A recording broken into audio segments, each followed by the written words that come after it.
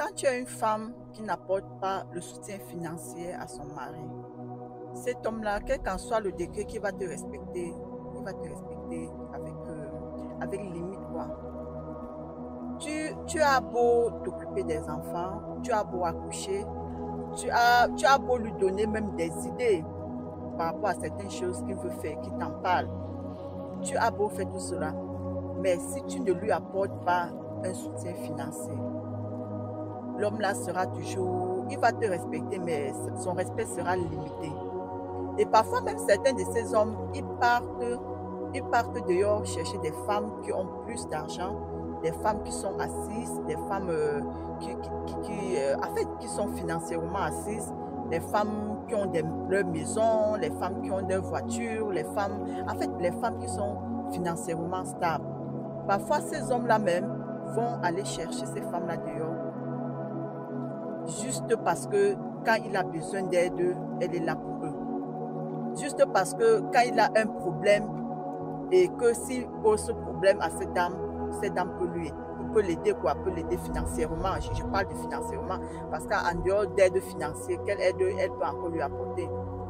Il est chez lui, il a ses enfants chez lui, c'est sa femme qui s'occupe de lui, c'est sa femme qui lave ses habits, c'est sa femme qui fait tout à la maison. Donc, chaque fois, quand il a un problème financier, il va aller chez cette dame et cette dame va résoudre son problème. Et si toi, la dame, par hasard, si toi, la femme de la maison, tu découvres que ton mari te trompe peut-être avec une femme comme ça dehors, eh ben, il va te dire carrément que cette dame, elle est là pour lui, quoi. Donc, quand il a un problème, cette dame peut l'aider, pardon. Cette dame peut l'aider à résoudre son problème. Quand il a besoin de quelque chose, cette dame peut l'aider. Et que si tu ne veux pas, tu n'as qu'à faire ce que tu veux. Tu n'as qu'à te taire et observer. Parfois, c'est comme ça qu'ils vont te répondre. Donc, chaque femme, quand tu es chez toi, il faut chercher à faire quelque chose. Il faut chercher à avoir des sources de revenus. Il faut chercher à avoir quelque chose qui va te rapporter. Il faut chercher à être épanoui. Il faut chercher à rester aussi comme ça, ne pas toujours demander qu'on te donne. Parce que plus tu demandes, plus on te chiffonne. Plus tu demandes, plus on te méprise. Quel qu'en soit ce que tu vas faire, tu vas beau dire non, moi je ne peux pas travailler parce que je m'occupe des enfants, moi je ne peux pas travailler parce que je m'occupe de la maison, moi je ne peux pas travailler parce que les enfants sont petits. Mais lui là, il ne voit pas ça. Hein. Il ne voit pas ce que tu fais là. Il ne voit pas.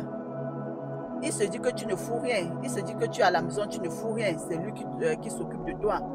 Donc vous les femmes là, pardon, cherchez à faire quelque chose. Cherchez à travailler.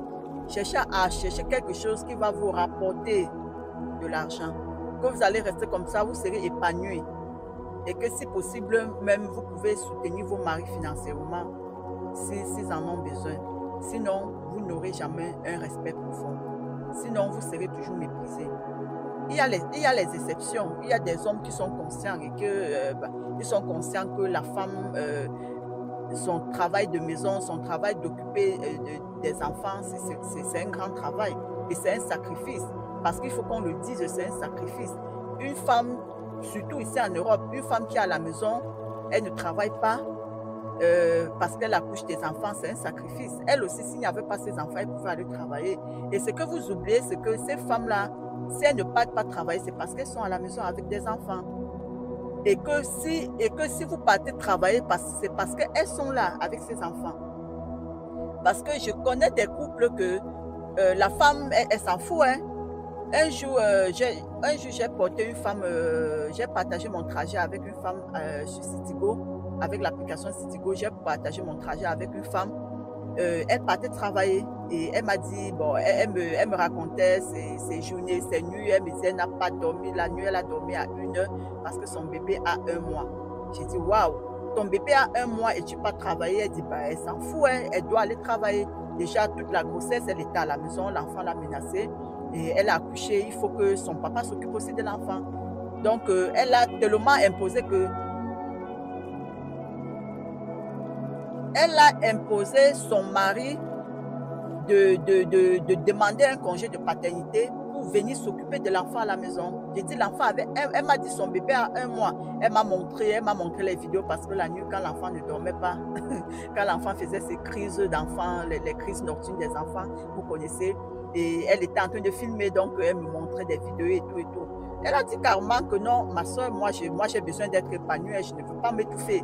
Si je ne sors pas pour aller travailler, je vais devenir folle. Je suis enfermée dans la maison depuis la grossesse. Lui aussi n'a qu'à rester à la maison s'occuper de l'enfant. Donc il y a des femmes qui s'en foutent, quoi. Et son mari était à la maison avec l'enfant 2 mois. Elle partait travailler.